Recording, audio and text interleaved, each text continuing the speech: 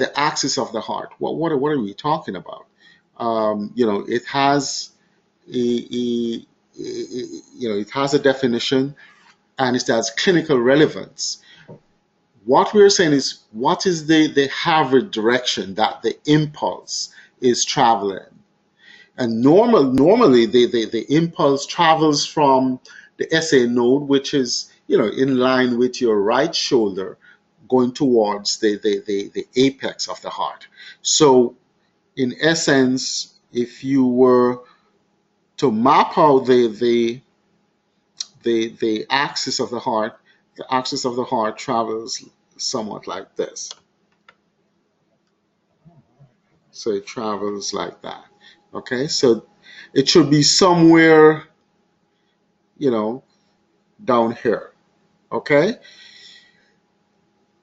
it's important to determine the axis of the heart, because if the axis of the heart shifts, it can give you a lot of information. And if not only that, but when we define the stuff that we call fascicular blocks, and you have to know the definition of of the normal axis, left axis, and right axis in order to determine if you're dealing with a fascicular block. And we're going to get to that. Don't get confused. But the axis of the heart is important. And again, the average axis of the heart moves from, like in this direction. Okay, moves in this direction. So remember, the SA node is at the junction of your superior vena cava with the right atrium. Okay, so the impulse is going to travel through the atrium, and it's going to come down to the AV node, slows in the AV node, and travel through the bundle of his, then the bundle branches, and come down. So, you have to determine the axis, and you can look at your surface ECG and determine the axis. However, I always say, what you do for the first month, you walk around with a cheat sheet, and every single ECG you see, you determine the axis. After that month, you can toss aside your cheat sheet, because trust me, you will be automatically able to determine the axis of the heart. So again, the axis is the average direction of the electrical impulse throughout ventricular activation. But remember, the impulse comes from the SA node and comes down. So you have to memorize this, and it's not difficult. It's not difficult. So what we're saying, this, if you look at there's something called the Einthoven triangle. This is actually a circle. And what we're saying, lead one on your ECG subtends an angle of 0. So positive lead 1, which moves from right to left, or from left to right. Okay, so positive lead 1 is 0. Negative lead 1 is 180. But lead 1 subtends positive lead 1 subtends an angle of 0. Then let's look at lead 2. Positive lead 2 subtends an angle of plus 60. Okay, so as again, this is a circle, and we just divide it into quadrants. So this is, the horizontal is 0, okay, and then this vertical line is 90. It has a negative 90 and a positive 90.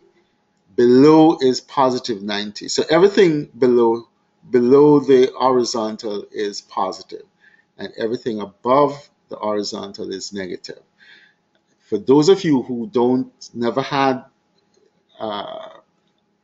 basic ECG and electrical activity of the heart, you can memorize it. Just memorize it. Draw it. Again, draw it. Go over it a million times. It will stick.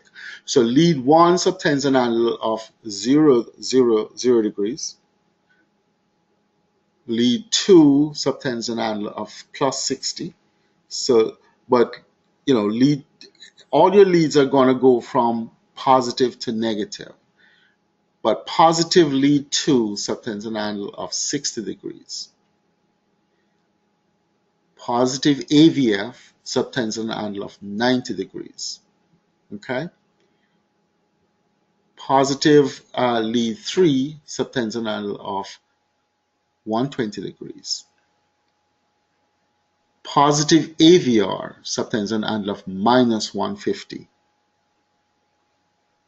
And your positive AVL subtends an angle of minus 30. Okay? So once you sit down and you draw it, or you can you can print them off from the internet, whatever, and you walk around with it, use it for a month. Then after that, you don't need it. So positive lead 1, 0. Okay, so if lead 1 is negative, it will be moving more towards minus 180. Okay, all right. Positive AVL, if AVL is positive, and I'll go over what a positive lead is and what a negative lead is. So a positive AVL is minus 30. So if AVL was negative, it would be plus 150. You just move to the opposite direction along that line. Positive AVR is minus 150. So if AVR was negative, it would be plus 30. Positive lead 2 is plus 60. So if lead 2 was negative, it would be minus 120. Positive AVR is plus 90.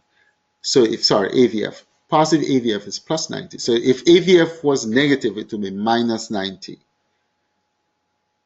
Positive lead 3 is 120. So if lead 3 was negative, it would be minus 60. And so, that's basically it. So all you have to do is memorize this. So let me just go back and show you, because you might be very confused at this time. But as I say, it's not difficult. I mean, those of you who have never been exposed might find.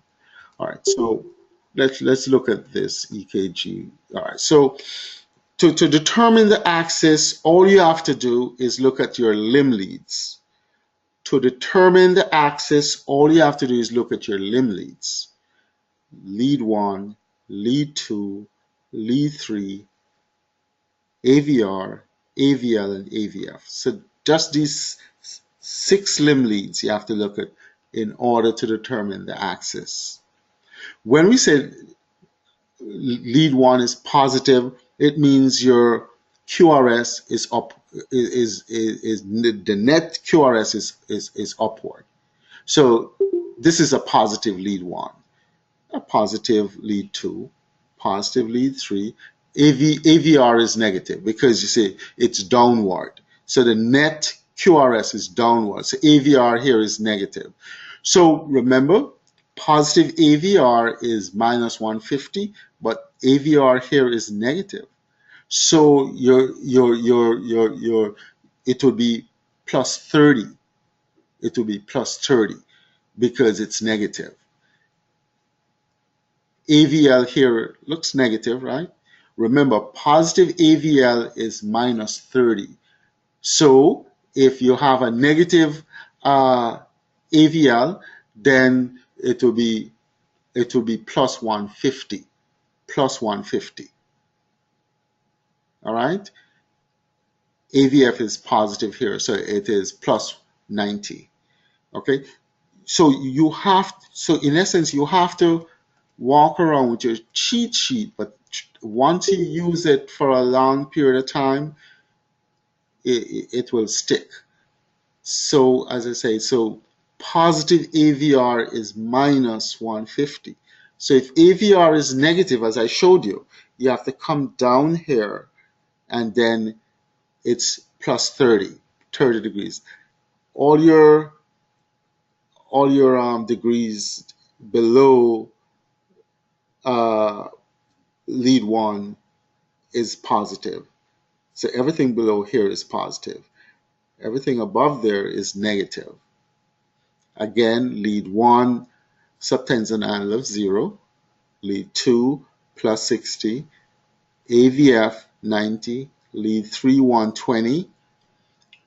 AVL minus 30. AVR minus 150. All right, so let's determine some axis now. But before we get to that, we're going to give you some definitions. Your normal axis, the normal axis is going to be in this area right here, this quadrant. So anything in this quadrant is going to be normal axis. So normal axis is from 0 to 90. Because remember, the electrical impulse is coming down this way. Right? Remember we said that? It's traveling in this direction. So a normal axis would be between 0 and 90. And then we talk about a left axis. Left axis is going to be in this quadrant right up here. Okay? But the correct definition for a left axis is an axis which is greater than minus 30. So it's actually beyond AVL. So anything in this area is a left axis. I would call it left axis deviation. Left axis deviation, because the axis deviates to the left now. So left axis deviation. And then there's a definition for right axis deviation. So it's going to be somewhere in this quadrant down here, right axis. So the normal axis is either, it can bend to the left or it can bend to the right. So the definition for right axis is anything more positive than 120. So 120, 150, thereabout. So this is right axis. So left axis deviation and right axis deviation. Normal axis is in this quadrant. So again, normal axis is 0 to 90, down that little quadrant right there. Right axis, 90 to 150. Usually we use 120. But, anything greater than 90, we start thinking in terms of right axis deviation. And then left axis is more minus 30 and above, okay? Again, so to determine the axis, you need just three steps. Find the limb leads. So you look at all the limb leads. When you get your limb leads, you'll find what we call the most isoelectric. What we mean by isoelectricity is that the positive and the negative is on both is approximately the same. That's what we call isoelectricity. So you find the most isoelectric lead, and then you find the lead that's perpendicular to that, and that's the axis. All right, let's go do some examples. So this is a 12 lead ECG. You have 12 leads. You have your limb leads. So you have your limb leads here, and then you have the chest leads. All right. You have lead 1, lead 2, 3, AVR, AVL, AVF. So you look in your limb leads and you look for the most isoelectric. That means the positivity is almost the same as the negativity. The most isoelectric, it doesn't have to be exactly isoelectric. So when you look in your limb leads, the most isoelectric is lead 2. That means the positive is almost equal to the negative. So this is the most isoelectric. The lead that is perpendicular to lead 2 is AVL. All right, let me just go back and show you. So this is your cheat sheet. You have to walk with this for a month. Okay, so we said that lead 2. Okay, the most isoelectric is lead 2. You identified. The lead that's perpendicular to lead 2, this is AVL. It's 90 degrees. Okay, this is 90 degrees. So the lead perpendicular to lead 2 is AVL. AVL subtends an angle of minus 30. So the axis is minus 30. That's the left axis. But you can, if you look here, if you have lead 1, the lead perpendicular to lead 1 is AVF. AVF is perpendicular to lead 1. The lead that is perpendicular to lead 3, okay, is AVR. So just look at, 90 degrees. When we say perpendicular, you mean 90 degrees. So if you look at lead 3, the lead perpendicular to that is AVR. AVF, lead 1. AVL, okay, is lead 2. All right. So essentially what I'm saying, you have your cheat sheet which shows you what's going on. But lead 1 is perpendicular to AVF, 3 is perpendicular to AVR, and AVL is perpendicular to lead 2. So it goes like this. Okay, so that is why I say you use your cheat sheet for a month, and then you will realize that lead 2 is always perpendicular to AVL, lead 3 is always perpendicular to AVR, lead 1 is always perpendicular to lead AVF. To get the axis, all you do, you look in your limb leads, find the lead that is most isoelectric, that is positive equal to negative. In this case, it's lead 2. Perpendicular to lead 2 is AVL. AVL subtends an angle of minus 30. So this is an example of a left axis deviation. All right, let's do another example. So again, the same, look in your limb leads. The lead that's most isoelectric is AVL. Perpendicular to AVL is lead 2. Lead 2 subtends an angle of plus 60. So that is where you're going to need your cheat sheet initially. Just leave it as plus 60. But, we can refine it a little bit more. Those of you who are interested in refining the axis to a little bit more accurate, I can go over that with you separately. But essentially, the most isoelectric is AVL. Perpendicular to AVL is lead 2. Lead 2 subtends an angle of 60. So if you say the axis is 60 degrees, that's fine. That's a normal axis. Remember, normal axis is in that left lower quadrant. All right. So let's look at this example. The most isoelectric, just your limb leads. All you're going to do is look in your limb leads. The most isoelectric is lead 1. Perpendicular to lead 1 is AVF. AVF subtends an angle of plus 90. That's why you need a cheat sheet. So this would be, so the axis is plus 90, and it would, it's going on to a right axis. So if you call that right axis deviation, nobody will fault you for that.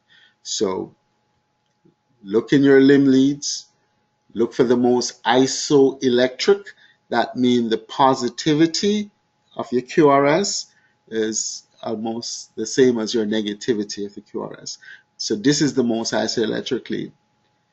Perpendicular to lead 1 is AVF. AVF subtends an angle of plus 90. So the axis is plus 90. All right, let's look at another one. All right, so the same thing. Look in your limb leads. The most isoelectric, I think, is, I'm going to say AVF. Or if you want to say, let's say AVF. So AVF. So perpendicular to AVF is lead 1. Remember, it goes like this. And it goes like that. So 3 is perpendicular to AVR. AVF is perpendicular to lead 1. Lead 2 is perpendicular to AVL. So the most isoelectric is AVF. Perpendicular to AVF is lead 1. Lead 1's positive lead 1 subtends an and of 0. So if you leave it at 0, that's fine. Nobody's going to fault you. That's a normal axis, okay? However, you can clean it up a little bit, and but for you guys, 0 degrees is perfect. That's fine. All right, let's look at this one. Look at your limb leads. The most isoelectric, okay? This one is probably a little bit more tricky, but just look, the most isoelectric, that means positive is almost equal to negative. I think it's AVL, okay? Perpendicular to AVL is lead 2. Lead 2 subtends an angle of 60 degrees. So 60 degrees. Again, I say you can clean it up a little bit, so the physician among us, there are ways we can, techniques we can use to get a little bit more accurate axis. But if you give 60 degrees, that's perfect. Nobody will fault you for that.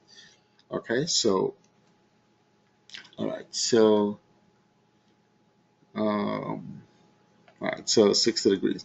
So I think we should be clear on axis. The only thing you need to do is walk with your cheat sheet. You need to know this. Okay? Okay, lead 1, 0, lead 2, 60. Positive lead 2 though. So negative lead 2 would be right up here, which is minus 120. AVF, positive AVF is 90, negative AVF is minus 90. And then lead 3, positive lead 3 is 120. So negative lead 3 is minus 60. So you need to walk with your cheat sheet for a good month, use it, and then you toss it. All right, so we had jumped the gun a little bit, and we talked about sinus rhythm, our normal sinus rhythm. So when we say a normal sinus rhythm, we're saying a number of things, okay? We're saying that the impulse is coming from the SA node. Remember where the SA node is located? So the impulse starts in the SA node, which is at the junction of the right atrium and superior vena cava, okay? And we're saying the heart rate is between 60 and 100 beats per minute. P wave is always followed by a QRS in a 1-to-1 ratio. Your PR interval is between 120 and 200 milliseconds, and your QRS complex is less than 120 milliseconds. These are the criteria for normal sinus rhythm. All right? And I will show you why the P wave is upright in leads 2, 3, and AVF. Those are what we call the inferior leads. So when the impulse is coming towards the inferior leads, it give you a positive inscription. So that's why the P wave is upright. As opposed to, so this is a sinus rhythm because your P wave is upright in leads 2, lead 3, and AVF. These are the inferior leads. So the impulse which is coming from the SA node is coming towards the inferior portion of the heart. So the electrical are coming towards the inferior portion of where you have your electrodes. So it's going to give you a positive inscription. So the P wave is going to be upright. And then, so you have your P wave followed by QRS. Again, your PR interval have to be between 120 and 200 milliseconds. Your QRS for a normal sinus rhythm. So it can be sinus rhythm, but if you put the term normal sinus rhythm, all these criteria have to be satisfied. All right. All right. So sinus bradycardia, that means the heart rate is less than 60 beats per minute, and you have P wave followed by QRS. So you need to know how to determine the heart rate. Remember, 300 divided by the number of big blocks. All right, so it's a case of sinus bradycardia. So if you count the number of big blocks, 1, 2, 3, 4, 5, 6, 300 divided by 6, is 5. So is the heart rate is 50 beats per minute. Okay, so 300 divided by 6 is 50. So it's 50 beats per minute, right? All right. So 60 beats per minute. You have the P wave followed by your QRS. P wave is upright in the inferior lead, so it's sinus. All right. Sinus tachycardia mean the heart rate is more than 100 beats per minute. All right. So how many big blocks? So just find where a QRS rests on a big block and count it. So it's about 2.5. Okay. So 300 divided by 2.5 is more than 100. So the heart rate is probably about 120. So anything heart rate greater than 100 beats per minute is and of course a P wave, which is followed by a QRS. So you can see the P waves, and they're upright in leads 2, lead 3, and AVF. So upright P waves, suggesting that is a sinus activity. All right. So, and then the rate. So this is sinus tachycardia. Premature beats, that means the beat comes a little bit early. You can have what we call premature atrial contraction. Usually the P wave, P wave is a little bit different from the sinus P wave. The QRS complex, however, is going to be normal. It's going to be a narrow QRS complex, and it's going to be normal. So this is a classic example of what we call a PAC. You can see that this is the PAC. The QRS complex looks similar to the regular. So it's not wide. It's about, and the T wave is also similar to the P wave. Sorry, the T wave of the premature atrial beat. So it's upright, and for the normal beat, it's also upright, and they look similar.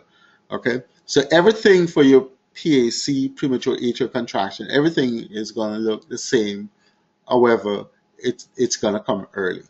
Okay, so if this is a normal R to R, okay, and then it comes early.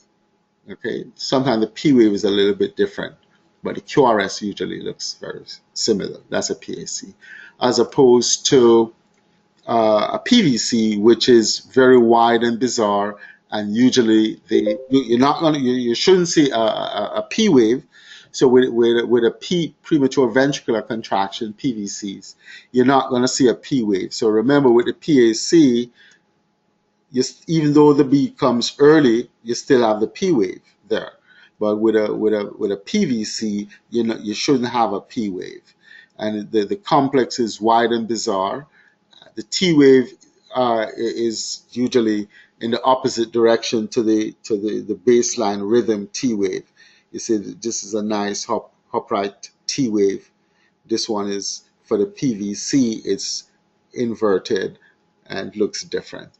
So this is a premature ventricular contraction, PVCs. QRS complex is wide and bizarre. All right. Then when we talk about ventricular tachycardia, we have a specific definition for that. When you have 3 or more PVCs in a row, that is what we call ventricular tachycardia. And then ventricular tachycardia can be either sustained or non-sustained. And if it occurs for more than 30 seconds, then it's sustained. Less than 30 seconds, non-sustained. So ventricular tachycardia is 3 or more PVCs that occurs in a row. Okay, you see this is multiple, so but it can be sustained or non-sustained. And I'm gonna leave this. So we're not gonna have a session next Thursday.